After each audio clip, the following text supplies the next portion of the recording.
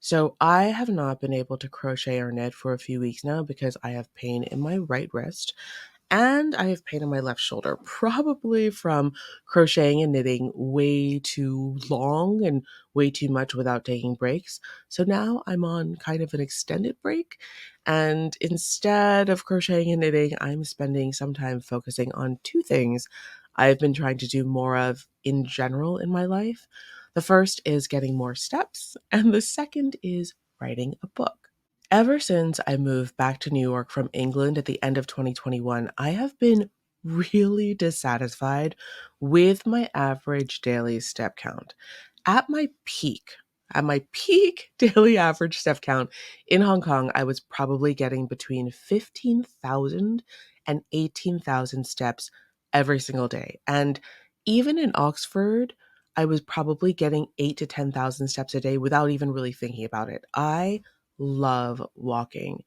But I have found that since coming back to New York, I am really lucky if I can even crack 3,000. So, one of my goals for fall, which is my favorite season, is to force myself to go back outside and to get more steps while the weather is this kind of perfect temperature, this not too hot, not too cold temperature.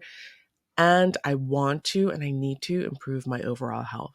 I also want to get some writing done. I am starting to write my very first novel, and I've set a goal to have a first draft done by February. Now, this is a self imposed goal, but if you happen to be a novelist who isn't great at enforcing self imposed deadlines, one of the best things you can do is to tell a little kid, maybe a niece or a nephew, or your kid if you have a kid, any kid who loves reading, and tell them you're writing a book because they will become your deadline cop.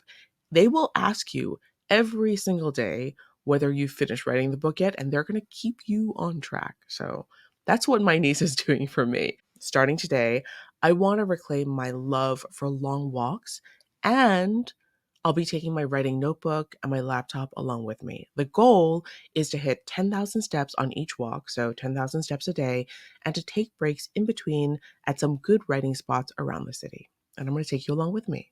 So here is my week in walking and writing.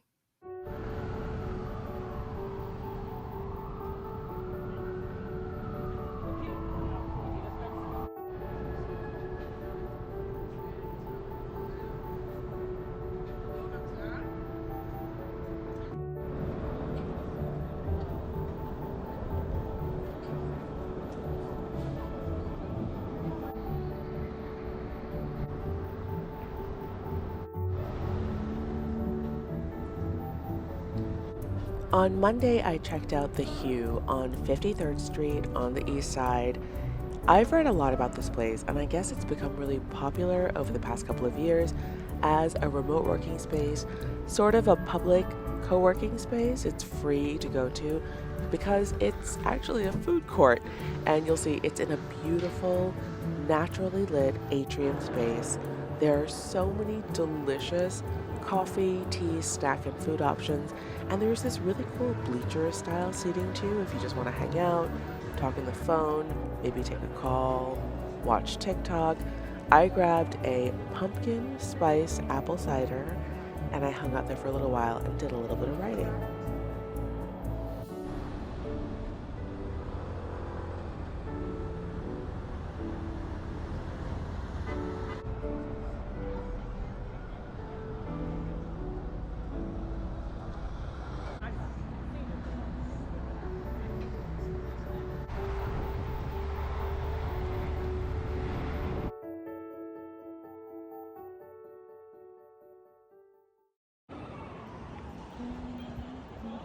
My first stop on Wednesday was Salsway. It is kind of a TikTok trendy bakery, coffee shop.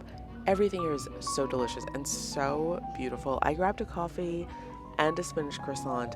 I think you could probably get some work done here if you got a table near the wall and if it was quiet, but when I went, it was so busy. So I ate my delicious croissant and I moved on.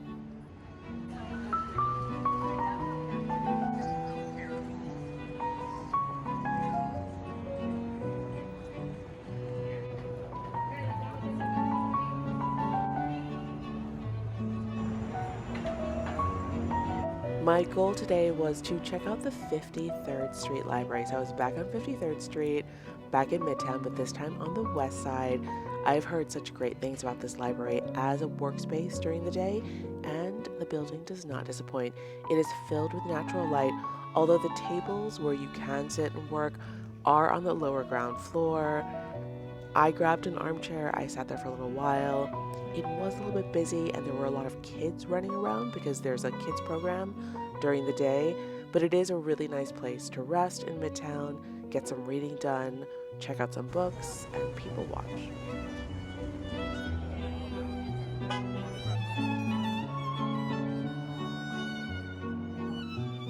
While I was at the neighborhood, I popped into Cool Sips at Rockefeller Center and I had my very first dirty soda, which was Dr. Pepper and half and half. And then I headed downtown to Kinokuniya to buy some of my favorite pens, which are Uniball 1Fs.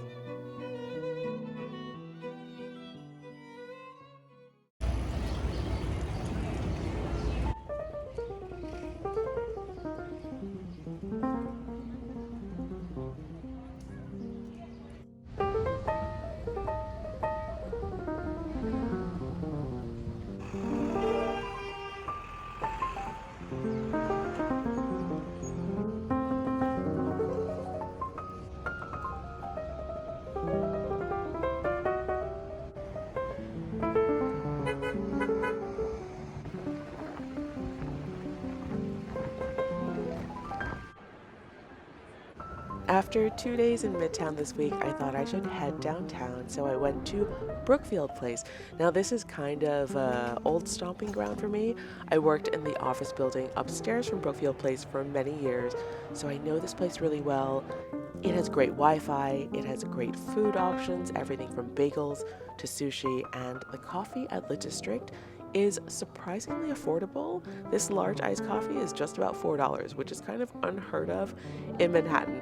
They have fantastic Wi-Fi here, so I stayed there for a little while before walking around the corner to River Terrace because I wanted to check out Poet's House. Now, Poet's House is a poetry-only library.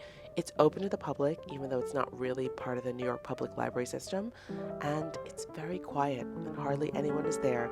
It is beautiful and such an amazing environment to get inspired and to do some writing.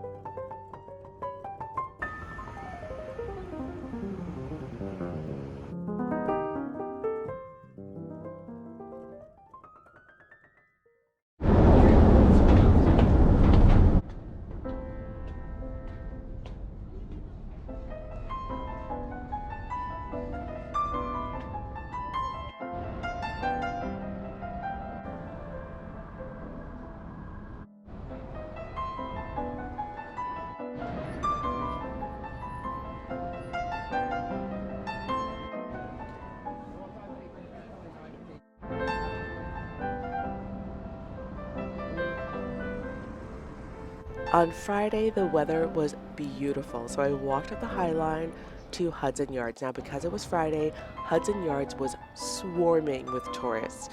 But if you know where to go, there are some great places to get work done here.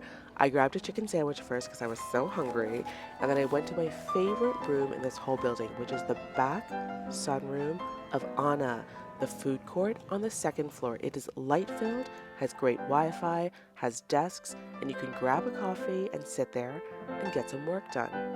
Afterwards, I went across the street to Daily Provisions, got a cruller and a mint tea, and I wrapped up my entire week of writing and walking in the sunshine on a Friday afternoon.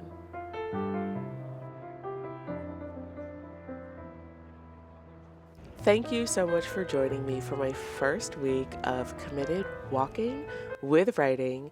Please like and subscribe if you enjoyed this video, and I will see you in the next one.